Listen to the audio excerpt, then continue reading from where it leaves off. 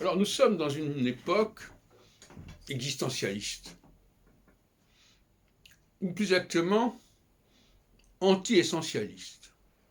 À telle enseigne que le mot essentialisme, essentialiste, est devenu une injure ou une insulte.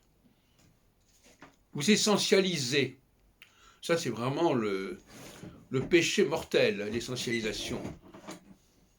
C'est-à-dire considérer qu'il y a une pesanteur, quelque part, indépassable, et qu'il faut respecter et qu'il faut prendre en considération.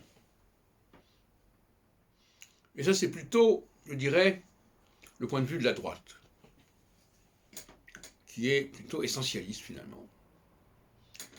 Tandis que la gauche, elle, serait plutôt attirée par l'existentialisme, c'est-à-dire on devient ce qu'on veut être. La gauche est très volontariste, pas au sens de la droite. La gauche veut certaines choses, a tel et tel objectif à atteindre, qui d'ailleurs peut relever d'une forme de mimétisme. Je veux ce que l'autre a. Et donc on est constamment dans le vouloir. Je veux ceci, je veux être cela, je veux obtenir ceci, je veux obtenir cela. Et ça, c'est une forme d'existentialisme, qu'on le veuille ou non.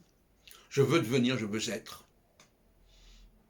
Au lieu que la droite, elle, voit les choses autrement, c'est-à-dire qu'elle considère qu'il faut déjà être ce qu'on est, et développer ce qu'on est et d'où l'on vient, et assumer ses origines.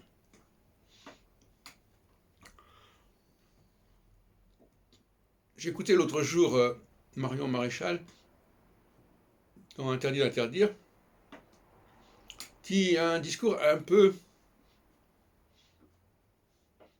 intermédiaire entre ces deux voies que je viens de définir. Elle n'est pas la seule d'ailleurs. C'est-à-dire qu'elle ne conteste pas qu'on puisse devenir ce qu'on veut,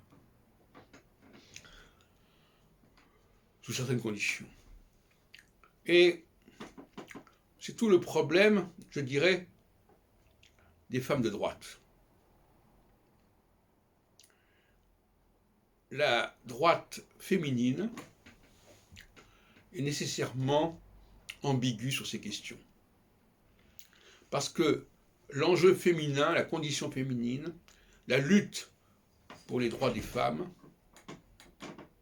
va affecter, va perturber le discours de droite. Et on n'y peut rien.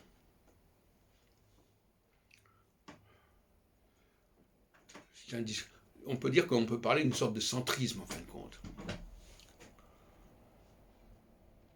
Un centrisme qui est un syncrétisme entre une certaine idéologie et puis une condition première de la personne, une condition sociale aussi, qui l'amène à prendre des positions différentes. D'où la difficulté à concilier ces différents enjeux chez une même personne.